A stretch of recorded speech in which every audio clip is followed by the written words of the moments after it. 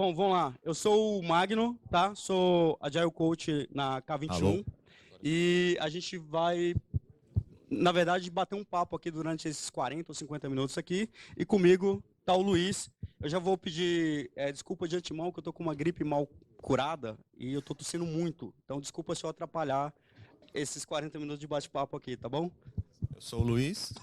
Hoje eu trabalho no Boa Compra, que é um dos produtos do PagSeguro do UOL, tá? Então, sou mais um aí de todos os representantes do PagSeguro que estão aqui hoje. A gente se conheceu, né, através de um Evidence também, que a K21 fez lá no nosso produto. Quem aqui estava na última palestra sobre o Evidence? Tem algumas pessoas, só para saber se elas vão saber do que a gente está falando. Beleza. Vai lá, desculpa. E aí, dentro do Evidence, só para entrar um pouco no contexto, né, de como a gente começou a bolar essa apresentação já faz um tempo até, o PagSeguro teve Evidence por todas as equipes, né, que ele possui. Já o Evidence que o Magno puxou junto com o Lula e com o CFC lá foi no UOL Publicidade, a equipe que eu trabalhava anteriormente, tá? Então a gente vai usar alguns exemplos, tanto do Boa Compra quanto do All Ads aí, também das vivências do Magno aí, que muita gente aqui sabe o quanto o Magno tem ajudado aí durante as consultorias com a K21. E vamos começar, né? Bora lá. Bora lá. Ó, o nosso passador é invisível. Está sem passador aqui. A gente muda de slide no... Então, assim, para começar a apresentação, para quem viu Breaking Bad, legal, espero que vocês gostem das piadas da mesma maneira que a gente gostou na hora de fazer. Quem não viu Breaking Bad, vão ter alguns momentos que a gente vai falar sobre a série, sobre o que aconteceu. Se você não viu, nem pretende ver, então não é um spoiler, mas a gente vai contextualizar você de qualquer maneira. E um pedido que a gente queria fazer encarecidamente. A gente não está incentivando ninguém a fabricar metanfetamina, consumir. Nem consumir, né? Nem não consumir. Estamos julgando também. Exatamente. Mas a gente está falando basicamente de desenvolvimento de produto aqui, tá? Isso, é só um paralelo, tá, gente? Lá e aqui. Analogia então, só, analogia. Não estamos incentivando ninguém a nada aqui. Beleza? Então, nosso passador. Hoje a gente vai ver, né, nesse episódio do Breaking Bad, a transformação do Walter White. Se acelerou a surpresa aí, meu. Mas é como o Walter White, que é o principal personagem aí da série, né? Como ele deixou de ser um professor de química, pacato, ia dar aula no ensino médio, tinha uma vida bem morna, por assim dizer. Ele se transformou em um dos principais traficantes de metanfetamina. E você vê só pela expressão dele como foi a diferença durante a série. A gente vai usar a história dele aí para comparar a evolução de produto, desenvolvimento nessa função, beleza? Então, antes de mais nada, a história do Heisenberg, ela é baseada em fatos reais de um cara que fez isso realmente nos Estados Unidos. Ele começou a fabricar drogas, metanfetamina especificamente, no porão da casa dele. E aí a série se desdobra, obviamente, né, com alguns exageros, mas é baseado na vida desse americano. Já o nome do Heisenberg é inspirado no Werner Heisenberg, que foi o vencedor do Prêmio Nobel de Física em 32, com o princípio da incerteza que ele desenvolveu. Pode passar. Então, assim, o princípio ele é bem fácil de entender, né? Você vê assim que é uma fórmula tranquilinha, certo? Então, se você entendeu esse slide, você não precisa ver o resto da apresentação. Se vocês não entenderam, a gente vai... Tá liberado, né? Tá liberado. Só que aí a explicação um pouco... Tá vendo? O princípio da incerteza é isso aqui, ó. O princípio da incerteza, basicamente isso. Ah, beleza. Foi? Pode passar. Então, assim, basicamente, eu não sou físico, não sou químico, tá? Mas, pra gente, de maneira leiga, entender, o princípio da incerteza, ele mede o posicionamento de uma partícula. Uma partícula ela é invisível, mas para quem quer saber um pouco mais sobre, ela fica sempre se movimentando.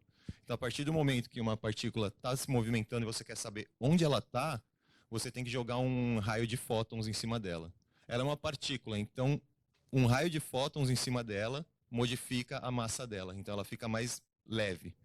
Quando ela fica mais leve, ela se movimenta mais rápido. E aí você já não tem a posição inicial dessa medida dessa partícula. Meio complicado de entender. Ficou mais claro agora.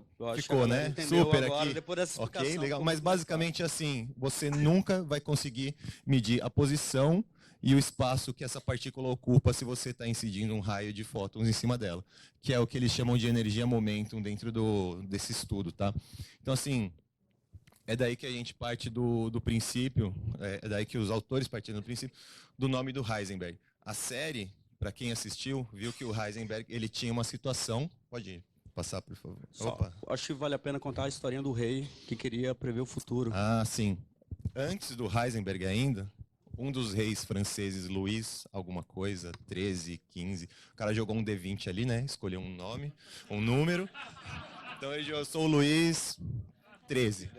Esse rei, ele tinha um momento na Idade Média que ele falou assim, eu quero prever o futuro. Ele tinha essa vontade de conseguir prever o futuro. E a equipe de cientistas dele, na Idade Média, chegou na conclusão que para você prever o futuro, você tem que ter o controle de todas as variáveis do presente. Eu não sei vocês, mas é algo impossível. Assim como o princípio da incerteza, você não consegue controlar o que vai acontecer daqui para frente, né? E aí um link também com a série, onde você vê que saber o que vai acontecer amanhã, até como a gente vai desenvolver produto, a gente está falando durante o evento inteiro, né? Sobre certezas absolutas. Né? E aí quando você pega a série, na verdade todo episódio é uma sequência de incertezas, onde o principal ator ali, ou o figurante, ele tenta fazer uma coisa e aí dá tudo errado, e ele tenta fazer outra coisa, dá tudo errado, e assim ele passa a série inteira para não dar se moldando spoiler aí pra galera. Isso, se adaptando conforme as coisas vão dando errado. Beleza, passa aí. Então assim, opa, pra frente, mais um. Opa, desculpa, eu tô aprendendo agora. É outro lado. Então assim, qual que é o problema, né, que a gente tem para trabalhar com certezas, né, Magneira? Vocês já viram... Quer passar aí, por favor? Vocês já conhecem essa imagem, onde tem um hipopótamo na sala? O HIPPO, né, que é o High Paid Person Opinion, essa sigla representa, tipo, hipo, né, em inglês, obviamente hipopótamo. Ele chega na sala e fala assim, eu quero fazer a opção B, dentre essas duas que estão no quadro. Por quê? Porque ele é a pessoa mais bem paga na sala, é o crachá mais pesado ali da sala, é o diretor.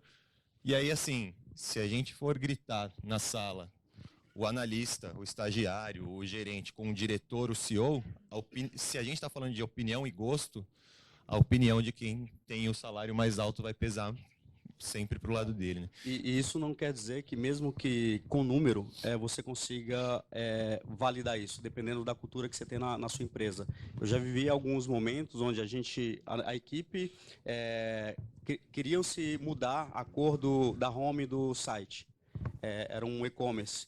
E aí a gente criou um teste AB entre quem convertia mais para essa cor atual e quem convertia mais para a nova cor que queria se colocar em produção. A cor atual venceu, obviamente. Só que quem queria a cor nova era o CEO da empresa. No final, cara, desculpa, se o teste AB falhou, vai a minha cor. Né? Então, o meu teste AB funcionou, exatamente. Então, isso é a primeira dica aqui, né? Que basicamente a gente tem que começar a exercitar. E a gente vai levar vários nãos até a gente conseguir, de fato, ter um ambiente mais próximo do lado de cá do que do lado de lá. Sim. Mas acho que até para complementar a imagem, a gente, como a gente não é diretor, se alguém aqui for, que bom, que sorte, né? Mas a gente tem que levar números, sabe? A gente não pode chegar e falar, eu acho que tem que fazer A. Não, você tem que falar, tem que fazer A por causa disso, disso e disso. Assim que a gente começa a convencer. E aí a gente tem alguns problemas, né? Quem aqui já não trabalhou 1 ano e meio aí em algum projeto, em algum produto, e depois disso você lançou no mercado e não deu certo? Pouca gente, hein? Alguém trabalhou mais de 1 ano e meio ou menos de 1 ano e meio para isso acontecer? Alguém vem trabalhando a vida inteira em algo. Tem alguém com 10 anos aí já fazendo isso ou não? Ou o pessoal ficou tímido, né? 2 anos lá, então tem gente com mais tempo. É que você perguntou trabalhou, não trabalha. Talvez muito. Mas assim, 1 ano e meio já é alto, 1 ano já é alto, né? Qualquer coisa que 6 você meses já é alto, né? Quem estava aqui na palestra do Roosevelt, do Tio e sobre da FIT, ele falou sobre projetos de 6 meses. Cara, ser ágil em projetos de 6 meses é muito tempo. Então, quando a gente está falando sobre agilidade, trabalhando sobre um modelo mais de hipóteses e menos de certeza, a gente está falando sobre entregas de dias ou semanas e não de meses. Por isso que a gente criou o Evidence. Como que a gente valida hipóteses rápida para dar valor para negócio rapidamente. A gente não quer ficar mais trabalhando 6 meses para aprender sobre se o projeto ou as entregas que a gente está fazendo faz sentido para o negócio, para os nossos clientes. Então, aqui a gente vai começar a falar um pouco do caso da GoPro, né? Para quem não sabe, a GoPro ela foi criada por um surfista que queria registrar seus momentos ali de surf e não conseguia entrar no mercado, encontrar no mercado algo que solucionasse esse problema. De tanto tentar, ele criou a sua própria câmera que possibilitasse fazer isso e criou a GoPro. E ele tinha um foco muito extremo com surfistas ou pessoas que praticavam atividades mais aventureiras, por exemplo. Só que um belo dia ele recebeu um investimento pesado, e aí ele começou a perder o foco, a perder a simplicidade. Um dos produtos da GoPro é esse drone aí, onde quando eles começaram a colocar no mercado, esse drone despedaçava e machucava as pessoas. Coisa de boa, né? Assim. Tranquilo. Era um machucado leve. Acho que não temos nenhuma notícia que alguém morreu por um pedaço de drone na cabeça. Uma outra ideia, depois dessa rodada de investimento que eles começaram a ter, é colocar preço. Eles têm aqui a notícia para vocês verem. Eles criaram essa GoPro Hero 6, que ela, para o mercado de custo e botar no mercado, ela custaria $100 mais ou menos. Mas como eles receberam um aporte financeiro e eles estavam sendo pressionados para o crescimento, eles julgaram lá dentro que essa câmera vai custar $399. Só que, à medida que ela foi perdendo foco no seu consumidor final e começou a ter uma pulverização enorme de produtos, novos players de mercado começaram a entrar no mercado da GoPro. E eles começaram, obviamente, a perder mercado no mercado que eles estavam com uma certa liderança. Né? Mas alguns aprendizados aqui, alguns erros, né, do case da GoPro, eles esqueceram a simplicidade de focar naquilo que eles sabiam fazer bem feito, entregar a experiência que eles entregavam de forma magnífica para quem era cliente.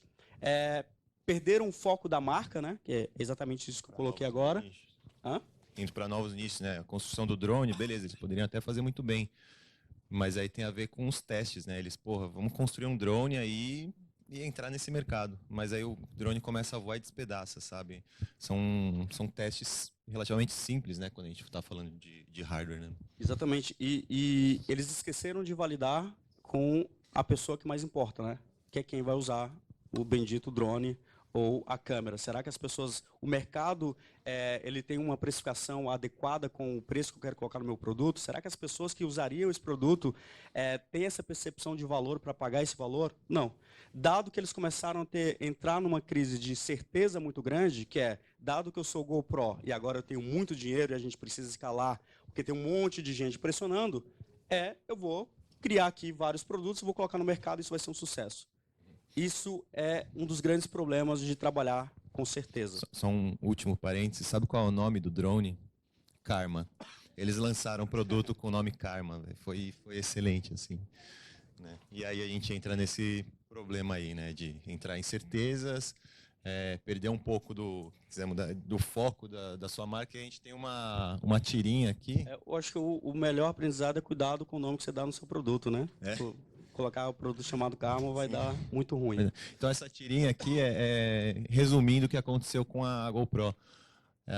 A menininha, ela abriu uma banquinha que vende limonadas. Uma moça falou, eu queria, por favor, uma limonada. Só que é muito mais do que uma banca de limonadas. A gente tem valor de marca, a gente tem visão, a gente tem um propósito digno, a gente engaja a audiência. Daí a mulher fala, legal, me vê uma limonada. Ela fala, então eu tô sem, você não quer um boné? Alguma outra coisa. Então a menina aqui teve esse senso de megalomania, cresceu, teve uma visão, valores, teve uma série de construção de marca, mas o produto final ela não entregou, sabe? E foi o que aconteceu com a GoPro. Ela acabou perdendo o foco do que ela fazia bem, seja por pressão de investidores, seja por falta de teste, e a marca acabou desvalorizando nos últimos 2 anos o que vinha um crescimento exponencial nos últimos 8, assim, né? Beleza? E aí, a gente agora vai entrar num modelo de incerteza, que aí, quando a gente está falando sobre validação de hipóteses, a gente está falando de sair desse mundo de certeza, e aí, provavelmente aqui, talvez alguns tenham pressão de investidores e outros têm pressão dos investidores internos, que é, sei lá, quem está pagando o seu salário no final do mês, né? E aí, como é que a gente cria um mindset de sair dessa ideia de produzir várias coisas, de entregar várias coisas, mas que não resolve problema nenhum? Na ideia de gerar crescimento para a organização, ou crescimento financeiro, na verdade, a gente está gerando desperdício, né? Então, a gente vai falar um pouco aqui sobre incertezas.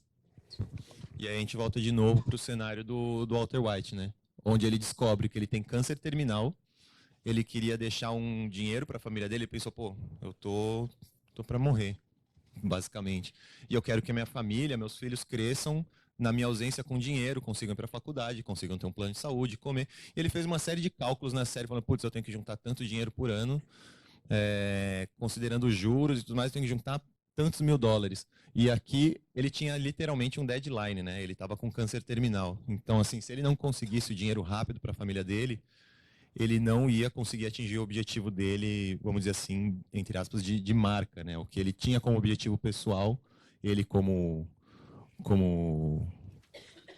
produto, assim, né? Se fazer analogia com a vida pessoal dele, ele não ia atingir esse objetivo, não ia resolver o problema que ele tinha em mente e ia estourar esse prazo sem conseguir atingir o objetivo. Né? E aí, trazendo para produto, o que ele tinha aqui? Ele tinha, vamos lá, um problema muito claro, ele tinha câncer terminal, ele tinha um objetivo muito claro, ele precisava, antes de morrer, deixar um dinheiro suficiente para a família dele continuar vivendo, e ele tinha um prazo, que ele sabia que era questão de meses e não de anos.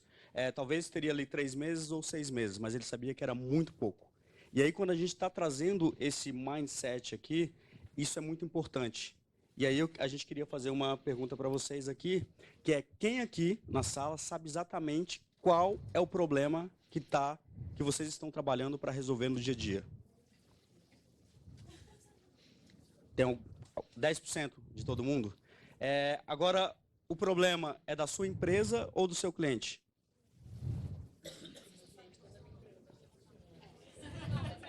Oi? Não, acho que a pergunta pode ser complementar, se vocês quiserem levantar a bola. E assim, o problema da empresa, se for o mesmo do cliente, ótimo, né? Exatamente. Mas assim, muitas vezes no dia a dia a gente resolve problemas da empresa que para o cliente final não faz impacto nenhum, né? Não traz impacto. Teve uma pessoa que levantou que é para os dois. Então ele tinha um problema muito claro do seu consumidor e tinha um problema muito claro da empresa que ele atuava. No final do dia, na maioria das organizações que a gente vê, as pessoas estão trabalhando para resolver um problema da empresa. Quando a GoPro falhou miseravelmente no lançamento de vários produtos, eles não estavam tentando resolver o problema do seu consumidor final. Estavam tentando resolver o problema da GoPro, porque estavam sendo pressionados por investidores. É disso que a gente quer falar aqui. E aí, quando você não tem um problema muito claro, qualquer solução é um tiro no escuro. Sim, e aí eu vou ser o case aqui, não mais o Walter White, mas até, como eu falei, eu e o Magno, a gente se conheceu durante o Evidence, que a K21 fez lá no UOL, e a gente tinha para você ter noção, eu entrei em dezembro de 2015 no time, e já tinha um produto para ser desenvolvido na publicidade do UOL desde 2014. Então, assim, nós queremos uma plataforma de mídia nova. Era esse o objetivo. Uma consultoria inglesa foi lá, fez um estudo de todas as áreas da publicidade, falou, vocês precisam ter uma plataforma unificada de mídia. Legal, eu entrei na empresa para ajudar a construir essa plataforma. Só que eu falei, tá, mas por que a gente vai construir uma plataforma unificada de mídia? A resposta que chegou para mim foi, não, a consultoria fez, quem contratou a consultoria já saiu, quem guiou a consultoria também. Então, assim, a gente tem um objetivo, mas não sabe muito bem por que a gente tem que construir. E aí tinha um objetivo muito claro, mas não se sabia se ia resolver problema algum. Então ficou cerca de 1 ano, um time inteiro trabalhando em algo que, beleza, vamos fazer uma ferramenta? Vamos fazer. Mas por quê? Para quem? Não se sabia. Né? Quando? Não tinha nem prazo nesse cenário. Eu entrei nesse time como UX designer, né? Então a gente teve todo um trabalho de identificar personas, conversar com stakeholders internos. Tipo, as entrevistas eram muito mais com pessoas de dentro do UOL do que de fora. E a gente acabou descobrindo que o problema na verdade, dessa ferramenta unificada, é que tinham diversas ferramentas espalhadas pelo UOL, cada uma com um objetivo. Ninguém se conversava, P&D era uma área, negócios era outra. Então a gente conseguiu construir as personas, descobrir qual que era o caminho que a gente queria seguir. E foi aí que a gente rodou o Evidence também lá, né? Quando a gente chegou no Evidence, o time estava trabalhando há 1 ano e meio. Por Né? aí, por aí. E aí, quando a gente perguntava para o time o que eles estavam fazendo, a gente precisa entregar uma plataforma. Tá, mas essa plataforma é para resolver o quê? Não, cara, a gente está aqui há 1 ano e meio construindo uma plataforma. E aí, como eles já tinham algumas personas já mapeadas, o desafio nosso da K21 para eles foi o seguinte: tudo bem, a gente entende que vocês já estão há 1 ano e meio aí trabalhando para entregar uma plataforma. Mas vamos lá, qual que é a persona mais importante que vocês têm na mesa? Que eu me lembro bem, é a Luciana. A Luciana. A Luciana. Me fala um pouco da Luciana. Aí eles falaram e a gente falou o seguinte, a Luciana parece muito com a K21. O perfil dela, a necessidade ali é muito parecida. A gente pode fazer um desafio que na sexta-feira dessa semana, vocês conseguem colocar esse produto em produção para que a gente coloque o nosso cartão de crédito ali e tenha um anúncio sendo publicado e divulgado dentro da plataforma UOL? O pessoal ficou meio assim e tal. Fudeu. Fudeu, porque em 1 ano e meio a gente não colocou, como é que a gente faz isso em 1 semana, né? Sim. E aí, não só colocou para K21 passar o cartão de crédito e publicar lá o anúncio nosso, sim, como teve mais 7... a gente teve uma versão alfa ali, né? Então a gente fala de versão alfa, beta, MVP. Nossa versãozinha não era um MVP, porque era uma ferramenta já que a gente ia construir, era uma versão que ia para mão de alguns clientes já. Então, assim, até entrando um pouco, né, no conceito do MVP, testar antes de construir, como a gente já estava construindo, era a versão 1 ali, e a gente conseguiu 7 usuários testes para participar desses testes, e colocamos Google Analytics e ia fazer o acompanhamento com o time de UX com esses clientes. Antes mesmo das entrevistas, a gente ficou acompanhando durante 15 dias, 20 dias, o uso da ferramenta no Google Analytics, e tinha um usuário que acessou 200 vezes a ferramenta em 20 dias. Você fala, porra, é esse cara que a gente quer. A gente foi identificar essa pessoa, ele era o Ananias, que morava no interior do Tocantins, uma cidade chamada Balsas. Cada visita que ele fazia no site durava meia hora. Daí a gente falou, a gente ama esse cara. Esquece a Luciana, agora o Ananias é o nosso usuário. E a gente começou a trocar ideia com o Ananias e ver que ele ficava meia hora porque a ferramenta era muito ruim. Só que assim, foi um ótimo feedback pra gente, porque a gente não teve o apego depois de 1 semana de Evidence. A gente gastou 1 semana para desenvolver e ele está usando. E assim, mesmo sendo ruim, a gente está entregando valor, porque o cara está insistindo durante meia hora.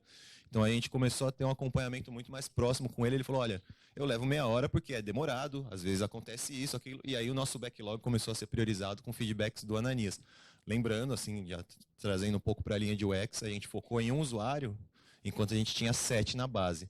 Falar com um usuário quando você tiver 10 mil pode ser um pouco complicado, sabe? Mas a gente começou pequeno ali, né, na versão inicial, e aí a gente começou a ver quais eram os problemas, que tem a ver com esse slide aqui, né? O problema ficou bem claro para a gente, o que a gente tinha que resolver. A gente não tinha que ficar levantando mais hipóteses do que fazer, né? Porque a gente começou a ter um backlog de problemas reais ali. E aí tem um fato interessante que, embora você crie suas personas e crie vários artefatos aí para entregar valor, o valor só vai ser percebido e o teu produto só é gerido e só é entregue de fato, você só consegue entregar valor quando tem alguém usando na ponta. Tem uma frase do Rafael Sabar que eu gosto muito, que é: o uso define o produto, que é exatamente isso. Tinha 3 pessoas e na visão do time, a pessoa mais importante era a Luciana.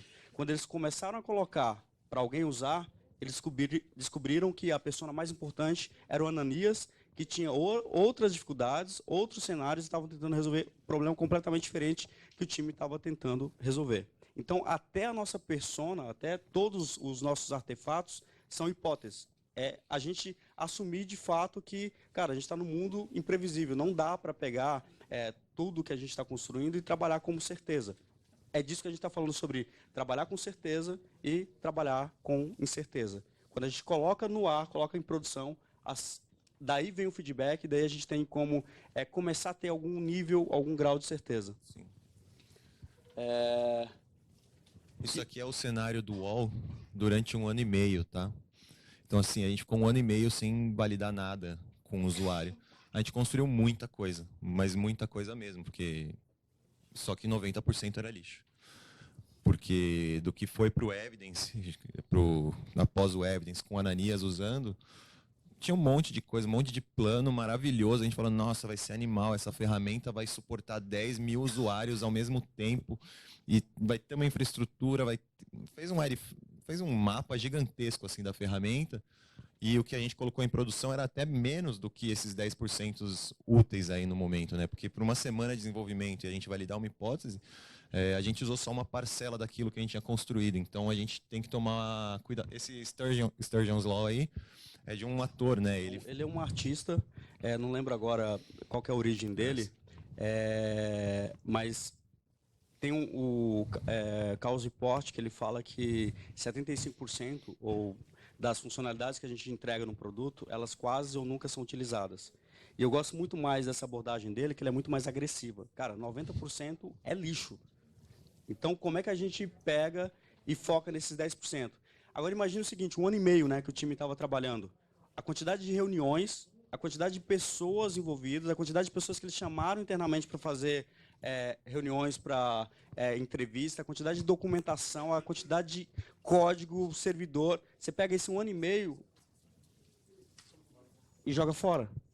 Tipo, é tempo, dinheiro e vida de um time com um monte de gente jogado fora. Então, assim, quem estava aqui há mais de 1 ano, 2 anos trabalhando aí com software ou desenvolvendo algum produto, desculpa, mas você pega 90% de tudo que você produziu, inclusive da sua vida, porque você pega e você está, tipo, 8, 10 horas por dia de trabalho, é como se a gente falasse o seguinte, 90% da nossa vida que a gente investiu nesses 2 anos, a gente joga fora. Isso tem que doer, porque senão a gente começa a trabalhar num nível de certeza muito grande e no final do dia a gente está pegando um time muito grande e a nossa própria vida e a gente está saindo todo dia para trabalhar, para pegar metrô, para pegar ônibus, para viajar, para jogar 90% do tempo nosso no lixo. É melhor ir para a praia, né? Pelo menos a gente não joga esse tempo no lixo. E vira time tarefeiro, né? Que a gente vem falando, construímos um monte de coisa, beleza, estamos fazendo aqui de olho fechado, escrevendo código, mas só por fazer. E às vezes você faz, mas não sabe nem por quê. Por isso que a gente começou a questionar se vocês sabem o que vocês estão fazendo para a empresa de vocês, para a área de vocês, enfim, porque a gente às vezes cai nesse marasmo aí, né, de começar a trabalhar por trabalhar. Bom, e aí, na série, o Mr. White com o Jesse, é um aluno dele, né? Aluno dele, exatamente, um ex-aluno, drogado e tudo mais. E eles começaram simples, com foco e com experimentação. E é legal que o Jesse é o cara que experimentava a parada que o Mr. White... O que saía dessa panelinha aqui, quem validava se o produto era de qualidade ou não, era o Jesse. Que, no nosso caso aqui, era o Ananias, né? Eu tava botando na mão do Ananias, Ananias, usa aí e vê o que você acha desse produto que a gente está colocando na sua mão. Então, é trazer, de fato, o usuário, né, para o jogo, para o centro de desenvolvimento e fazer com que ele dê feedback, e esse feedback retroalimenta o nosso backlog. Para a gente sair um pouco dessa onda de megalomania da GoPro, por exemplo. Sim. Só que é um cenário complexo. Essas 3 palavrinhas aqui no slide é muito simples, é muito fácil. Agora, você manter um time focado nos 10% lá que importa, com simplicidade, foco e experimentação, é muito complicado. Sabe por quê? Depois da primeira entrega, começa a surgir um monte de gente interessada no seu produto, não é? E aí você tem um cenário mais ou menos assim. Não é assim na empresa de vocês?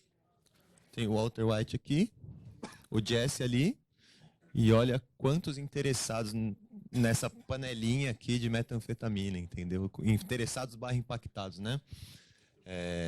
E aí a gente começa a ver que ele, a partir desse momento, ele já não é o único interessado na produção. Ele tem um gerente, que é o Gus, que é o mega traficante, que falou, pô, você quer entrar nesse mercado? Tem minha parte aqui, você está roubando o mercado meu. Tem concorrentes, tem auditoria aqui, que é o cunhado dele, que é da polícia na série. Então, assim, tem uma auditoriazinha ali. Então, tem muita gente envolvida aí, sabe? Tem o jurídico dele, que é o Sol, que é o advogado dele. Então, tem muita gente envolvida aí nesse contexto, sabe? Você não vai simplesmente colocar ali o seu experimento na panela, o Jesse vai usar, fica loucão e tá tudo lindo. Tem um monte de outras questões. Então, esse cenário é muito mais parecido com o que a gente vive no dia a dia do que alguém fazendo a química do mal ali na panelinha, né? Tem os amigos do Jazz que em algum momento viraram os parceiros de negócio, né? Que eles pegavam a mercadoria e ia vender lá. Então, assim, quando você está num cenário como esse, de fato, é muito complexo pensar em produtos simples. Só que tem aí uma skill, não sei, eu vou colocar não como PO ou como PM, mas quem está envolvido nessa arte de gerar ou criar produtos enxutos, além de aprender técnicas sobre MVP ou fatiar, a grande treta aqui é fazer a gestão desse emaranhado de ego. Na verdade, para o dia a dia da empresa, são egos, certo? E aí você começa a trabalhar, na palestra mais cedo do Toledo, ele falou que sobre gestão de portfólio das empresas, na verdade, é um grande castelo de mentira, né? Porque assim, o que acontece para você aprovar um business plan dentro da organização? Hã? Tem que validar o business plan? Alguém tem que validar, né? Você tem que submeter para um comitê para essa galera validar. Só que quais são os critérios que essa galera usa para validar um business plan? Politicagem, o que mais? Gostei. Sincero. Baseado no chute violento, o que mais?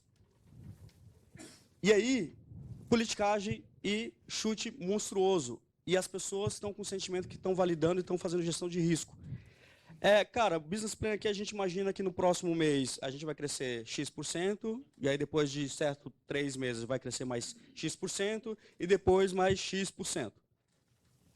Na vida real a gente sabe que não é assim, né? Tipo, a galera fica um ano trabalhando nesse produto, quando bota no mercado, ninguém vem, ninguém compra, e aí vem o concorrente e te compra porque você não está sendo eficaz o suficiente no mercado. Então, e aí quando a gente começa a aprovar esse business plan, e eu gosto muito do pessoal da Basecamp, que ele fala o seguinte, vamos falar que dá o nome correto para o plano de negócio, que na verdade São palpites. Quando você está organizando seu modelo de negócio, você está falando, vamos construir A, construir B, construir C, construir o nosso roadmap. Na verdade, não é um roadmap de features, de produtos, é um roadmap de palpites, hipóteses e chutes. Porque o mercado muda, lembrando lá do rei Luís XIII, XIV, enfim, ele queria prever o futuro, só que para prever o futuro você tem que controlar todas as variáveis. Olha o quanto de variáveis, e aí a gente não está falando das variáveis da sua empresa. Tem novas tecnologias, novos mercados, novos concorrentes, um monte de coisa que pode acontecer. Então, assim, você começa a perder o controle. Então, tudo que você planeja de longo prazo é um palpite, né? Palpite. E aí, tem a ver, só para fazer um parênteses, outras apresentações trouxeram imagem de cidades, assim, né? Tipo, o primeiro plano, você consegue ver a janelinha, a placa dos carros, o carro que está estacionado lá longe, você já não enxerga a placa.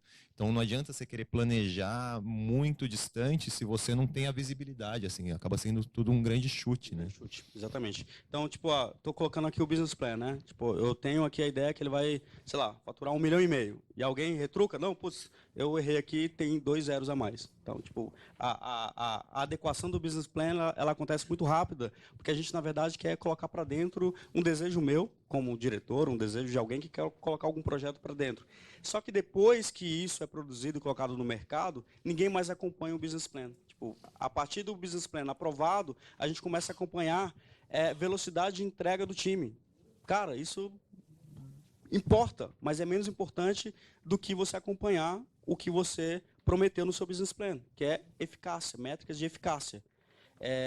A gente vai correr um pouquinho, que a gente tem menos de 50 minutos, então vamos passar aqui rapidão. Quem aqui nunca passou por isso, né? Uma reunião ali para ter ideias, e alguém falou o seguinte, agora vamos escolher a ideia mais inovadora e com potencial de deixar as coisas exatamente como estão. Não é? Vamos ter uma ideia revolucionária aqui, desde que as coisas continuem como estão, né? A gente vê esse cenário muito comum porque a gente tem medo de mudanças. Eu digo, empresas que estão dando resultados e você não tem a iniciativa de inovar. Você acha que inovar continuar dando grana com o que você já tem na mão. Só que isso funciona para quem já tem muita grana, certo? Para quem está começando, tem que validar hipóteses que nem o Mr. White e o Jesse, tem que iterar. Se você for esperar ter muito dinheiro para começar a produzir alguma coisa, você não vai sair do zero nunca, né? O Craig, ele falou na quinta-feira que mudança organizacional não é só você mudar o título das coisas. E aí o que a gente vê nas organizações é o seguinte: vamos criar aqui, sei lá, uma garagem de inovação, né? Vamos criar aqui uma nova frente de inovação, novos canais, um monte de nome que tem aí. E aí essa galera entra para lá e começa a fazer sessões de design thinking que dura 3 meses a 6 meses e no final não tem produto validado de fato. E aí agora, depois disso, surgiu os design sprint, né? Que você começa uma semana validando ali e na sexta-feira você tem produto validado? Não, você tem um monte de PPT para fazer para conseguir a aprovação de alguém para aprovar o business plan. Não é isso que acontece? Então, cara, a gente está se enganando. Se a gente não tem produto para botar na mão do nosso cliente e ele dá feedback, a gente está fazendo alguma coisa de muito errado. A gente está fazendo exatamente a mesma coisa, querendo resultados diferentes.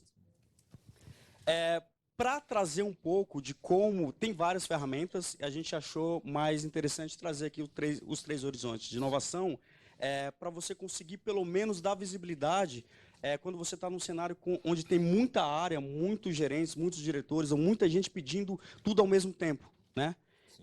Que tem os três horizontes da inovação. Sim. Que o Luiz... Basicamente, né, o que a gente imagina, todos conhecem, acho, o conceito da vaca leiteira, né? A vaca leiteira é quem vai te dar o dinheiro hoje. É o H1, então é o seu cenário estável. Você tem um produto rodando ali, então você vai reforçar o negócio existente. O aconselhável, assim, pela McKinsey, é dedicar 70% do seu tempo para esse primeiro horizonte. O que é o horizonte 2? É o bezerrinho. É o seu mesmo produto, só que lá no início do desenvolvimento. Você vai ter que fazer ele crescer. Então, dedica 20% do seu tempo para que ele cresça e vire uma vaca saudável leiteira. Beleza. O horizonte 3 é quando você está criando novos negócios. O Toledo falou hoje cedo, eu nunca tinha pensado dessa maneira, mas assim, é quando você deixa de ter a vaca leiteira e pensa em ter algumas galinhas para começar a vender ovo. Ou ter um porco para fazer bacon, legal. Então, assim, você tem que ter um tempo para pensar no que você vai fazer no futuro. Se você fica o tempo inteiro pensando em ideias inovadoras para manter as coisas como estão, que nem naquela tirinha, você vai ficar aqui, cuidando dessa vaca, assim, lindamente, beleza, bezerrinho. Só que vai ter um momento que vai entrar alguém no mercado e vai ter uma vaca leiteira igual a sua, e aí, o que você vai fazer? Como é que você vai ter um diferencial, né?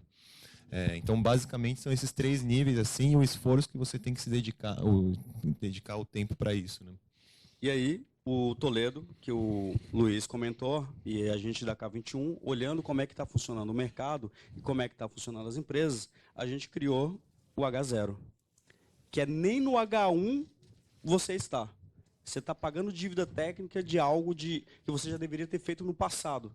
Né? E aí o Luiz tem uma boa história para contar, um caso real. Entrando no produto que eu estou atualmente, que é o Boa Compra, é um meio de pagamento cross-border. Então, assim, a gente atua em diversos países, alguns na Europa.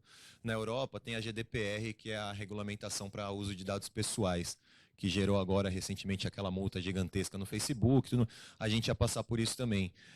Se a gente não aplicasse melhorias no nosso produto para ficar adequado à GDPR, a gente ia tomar uma multinha tranquila de 20 milhões de dólares. Então, assim, a gente não queria desenvolver nada para a GDPR, porque ia levar um mês e meio, 2, para a gente achar uma solução para algo que evitar a gente perder dinheiro. Então, não trazia nada de melhor para o nosso produto dentro dos 3 horizontes, mas a gente teve que se dedicar. São as histórias assim de sustentação, né? De evolução, é tudo que você tem um atraso técnico ali, né? Então... E aí isso é importante porque nessa demanda que ele estava no H0 ali.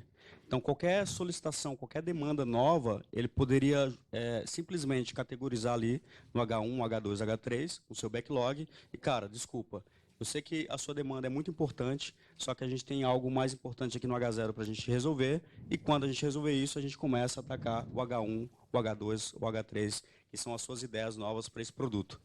Isso é importante aí, a gente colocou até como percentual ali, onde cada organização vai definir o percentual, dependendo do momento que esteja, né? Se eu estou num cenário onde eu tenho muita dívida técnica, muita coisa pendente ainda que eu não consigo estar no H1, cara, eu vou ter que colocar um percentual maior ali no H0 até que eu tenha fôlego para começar a pensar em inovar de fato. O problema é ficar muito tempo ou bastante tempo no H0. Um exemplo é o Alex Osterwalder, que criou isso. Ele bateu um papo com o Steve Blank e ele começou a pensar em comportamentos de empresas baseado na mentalidade do seu C-Level. Então, pensando na Nestlé, que é uma empresa mais centenária, você percebe o mindset dela de crescimento, ele é mais linear. É muito baseado em certeza do que a incerteza que é mais a característica da Amazon, né? Então, embora eles consigam atender o H1, H2 muito bem, a gente percebe que a Amazon está o tempo todo experimentando coisas, experimentando novos mercados, experimentando novos produtos com quem de fato interessa, que é seus clientes. E em ciclos menores também, né? Em ciclos menores. Então você vê que o crescimento da Amazon, a gente se assusta, mas é porque o C-level deles tem essa mentalidade, a gente tem que jogar para os times onde a gente quer chegar. A gente quer chegar no nível altíssimo em determinado produto. O time tem a autossuficiência de experimentar, tem essa cultura lá dentro. Não é ficar sustentando o negócio, e sim pensar nos próximos passos. A experimentação, essa liberdade que os funcionários têm, que o Jeff Bezos libera para o time, gera um crescimento muito mais rápido e com certeza vai gerando resultados também, não só de desenvolvimento, mas também elimina um monte de gasto, né, que empresas consolidadas têm. Para tangibilizar um pouco do que acontece no H3, exemplo de outras duas empresas, né? Google, com os 20% do tempo dos funcionários pensando em qualquer coisa, pode ser um H3. YouTube, por exemplo, foi criado por um funcionário do Google usando esses 20%.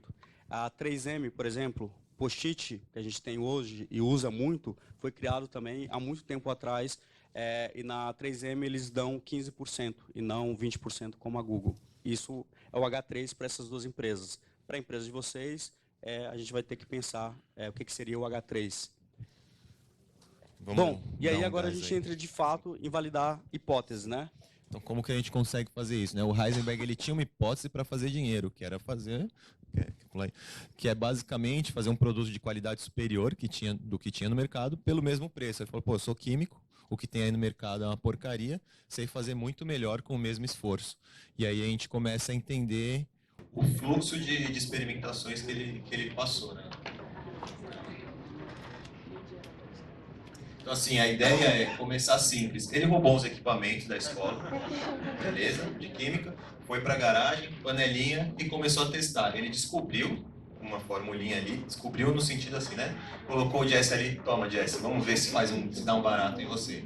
Então ele teve um aprendizado também, ele encontrou o porquê disso, assim, ele tinha o mercado, ele começou a fazer esses testes, então é um momento de errar. Quando a gente fala de MVP também, né? É uma semana para errar, porque aí você não tem esse apego, você não fica com essa vaidade de, putz, eu fiquei 6 meses, 1 ano trabalhando. Não, agora eu vou manter porque eu gastei muito suor com isso, né? Então a validação sempre é muito rápida. E aí o principal objetivo do MVP, que é uma discussão infinita, né? Todo mundo quer saber o que é MVP, pô, MVP não é isso, é aquilo, tal. Cara, MVP é o que fizer sentido para o teu contexto. Se você está conseguindo criar produtos minimamente viáveis que gerem aprendizado, como gerou no caso do Ananias e não Luciana, isso é o teu MVP. Obviamente que você está trabalhando num ambiente onde você demora 3 anos para desenvolver um projeto, seu MVP não vai sair de 3 anos para 1 semana, né? Você tem toda uma questão cultural, com aquele monte de gente interferindo nessas ideias. Mas a gente quer discutir um item interessante. Vamos chamar as coisas de fato pelo que elas são, né? Se você não está fazendo um MVP e você está fazendo uma release, que é entregar o produto, chame de release, não chame de MVP. E aí a gente tem algumas opções. O MVP, o V é de viável, por exemplo, isso é o mínimo viável que a gente consegue entregar. Ou é o valor mínimo que a gente consegue entregar com essa entrega aqui. E aí agora na apresentação tem uma participação do Vinícius, eu estava batendo um papo com ele e a gente discutindo sobre MVP, né? De fato, o que é MVP? E aí ele trouxe um conceito que ele fala lá, que geralmente nas organizações tem isso, que é a máxima vergonha possível. que eu demorei tanto tempo para lançar, né? Concordam que a maioria das organizações não lançam o MVP porque estão com medo de errar? Esse é o maior motivo. Só que ao invés de lançar e falhar rápido, que aí vem a questão do Lean Startup, que é lançar, falhar rápido e aprender, que é lance uma semana com um grupo menor e aprende sobre isso. Não, você vai demorar 1 ano e meio, 2 anos, aí você lança para o mercado e aí você tem a máxima vergonha possível, porque não tem aderência com o mercado mais. Aquilo que você planejou em janeiro e está lançando em dezembro, talvez não faça mais sentido para o seu mercado. Aquilo que você planejou há 5 anos e está entregando agora, cara, não vai fazer sentido. Então, seu MVP, obrigado, Vinícius, é a máxima vergonha possível. Beleza? Testar antes de construir, né? Quando a gente fala de protótipo, pesquisa, utiliza teste AB, concierge, fake, são várias metodologias que você pode utilizar. A gente não vai entrar no mérito de que cada uma faz, mas assim, o Martin Kagan fala, MVP só é MVP se você testa e valida ele antes de escrever uma linha de código. A partir do momento que você começou a escrever linhas de código, é release, é V1, é alpha teste, dá o nome que você quiser, mas MVP é você descobrir se aquele produto tem tração ou não antes de desenvolver uma linha de código, né? Então, Acompanhamento de resultados, né? Então, não adianta você definir um MVP se você não tem métrica. E aí uma grande dificuldade que a gente vê no mercado é algumas pessoas de produto falam o seguinte, cara, não tem como definir métricas sem ter o produto. Então, você não vai conseguir validar hipóteses. Se eu estou criando hipóteses e não tenho como validá-las através de números, desculpa, você vai construir o produtão, o MVP à la Vinícius, que é a máxima vergonha possível, e vai lançar. Então, o grande exercício aqui de validar hipóteses é como que eu defino esses números antes de eu começar a criar a primeira linha de código. Porque senão não tem como validar. Se eu não tenho clareza sobre o problema, como é que eu meço se eu estou resolvendo esse problema, desculpa, a gente não vai criar MVPs. A gente não vai criar o mínimo possível para validar ou invalidar uma hipótese. E aí a gente tem várias formas de acompanhar resultado ali. A gente também não vai entrar muito nelas. E cuidado com métricas de vaidade, né? Então, métricas minhas. Quem é o melhor marqueteiro de todos os tempos? E aí, no final, a gente tem, olha só, o crescimento de seguidores do Google+. Não faz sentido. Faz sentido para alguém medir sucesso de produto com a quantidade de seguidores no Google+? Não faz o menor sentido, né? Isso, obviamente, que é um exagero, mas provavelmente alguém aqui já vivenciou alguém defendendo que seu produto tem sucesso porque teve 1 milhão de downloads.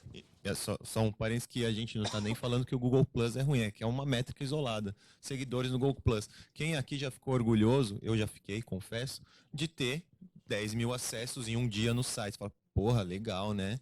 Mas isso aí não quer dizer nada. 10 milhões de acessos no meu site, ninguém comprou o produto, ninguém assinou o produto. Não faz diferença nenhuma, 10 mil, 20 mil, 50 mil acessos. Eles só estão usando a infraestrutura que você disponibilizou, mas não está gerando resultado nenhum. Então, números isolados, que nem seguidores no Google Plus, não dizem nada.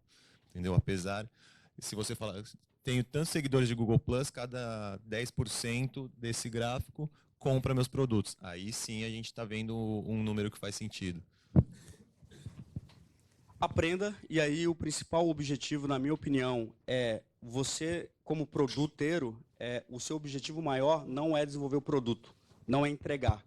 O teu produto é a consequência do aprendizado que você teve sobre negócio e consumidor final. Porque quando a gente sai para trabalhar com o objetivo de entregar o produto, a gente vai perder totalmente o foco em quem mais importa, quem é que vai pagar a conta no final do dia, que são nossos consumidores. Então, quando a gente fala sobre aprendizado e experimentação, a gente quer dizer isso. Cara, eu estou assumindo que eu não sei nada e meu objetivo não é entregar esse produto, cheio de requisitos e funcionalidades. O meu objetivo aqui é aprender o mais rápido possível sobre a necessidade e a dor do mercado e, com esse aprendizado, eu vou contornando. Lembra do exemplo do Luiz? O foco deles, da maior dor, era a Luciana. Quando eles colocaram, cara, não é a Luciana agora, é o Ananias. Então, vamos pivotar aqui para atender o Ananias. E é isso que vai fazer com que seu produto seja o produto que você está desenvolvendo no final do dia. E aí você tem que aprender isso muito rápido. Não dá para você demorar 1 ano, 6 meses ou 1 mês para aprender sobre se o teu produto está no caminho certo ou não. Interações contínuas, você tem que aprender não só sobre seu produto, como também a relação entre o time. Onde foi que a gente errou, onde a gente acertou para a gente voltar na próxima sprint e fazer novamente. Qual que é um erro comum das organizações? A gente cria sprints para entregar etapas do gráfico de Gantt, né? Então, eu já tenho, desde o início do ano, várias sprints planejadas para o final, com cada time, ou o teu time, com o escopo exatamente que precisa ser trabalhado em cada sprint. Isso não gera aprendizado, porque você não tem opção de parar, entregar a sprint, revisitar e mudar seu backlog. Isso não é ser ágil, isso não é entregar fatias, isso não é validar hipóteses. Você está trabalhando no nível de certeza, só que agora com sprints. E focado em entrega de valor. Buscando novamente aqui o exemplo do Luiz, 1 ano e meio trabalhando com itens estruturantes e que não entregava valor depois de um ano e meio. Nosso tempo esgotou ali. Vou dar uma corridinha aqui. Então, assim, o Heisenberg ele chegou, transformou-se, né, de Mr. White para Heisenberg, depois de muitos testes onde ele conseguiu ver que o produto fazia sentido, conseguiu ter escalabilidade, aí fazia sentido ter um laboratório completo desse. Antes disso, ele fez várias validações em várias panelinhas. Da panelinha ele saiu para o porão da casa do Jesse, da porão para o furgão, e aí ele começou a evoluir conforme a demanda foi surgindo. Não adianta você querer pensar no seu primeiro 1 milhão sem ter o seu primeiro R$ 1 ali, sabe? Aí passando rapidamente, basicamente, quando a gente está falando de evoluir um produto, é resolver problema. É aquela pergunta que a gente fez. Vocês sabem qual é o problema do usuário que vocês estão resolvendo?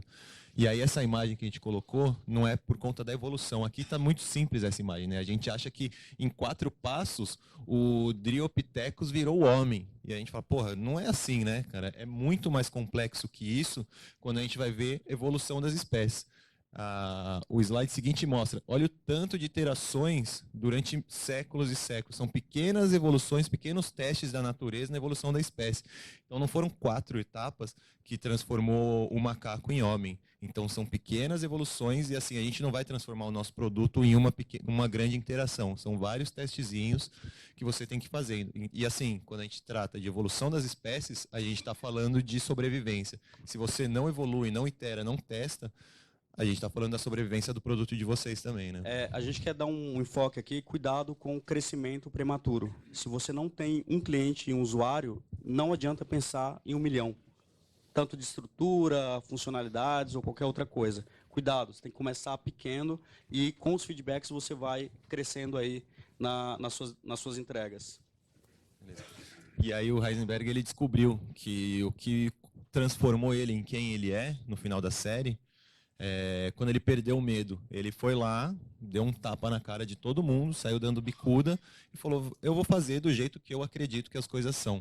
Por que ele tomou essa atitude? Se ele não tivesse tomado a atitude de tomar a frente das coisas, as demandas, as ações iam chegar para ele. Então, assim, se você não define o produto que você quer construir e valide essas hipóteses, ele ia continuar sendo professor com câncer terminal, numa vida morna e iam falar para ele o que ele tem que fazer. Ele tomou as rédeas da situação, né?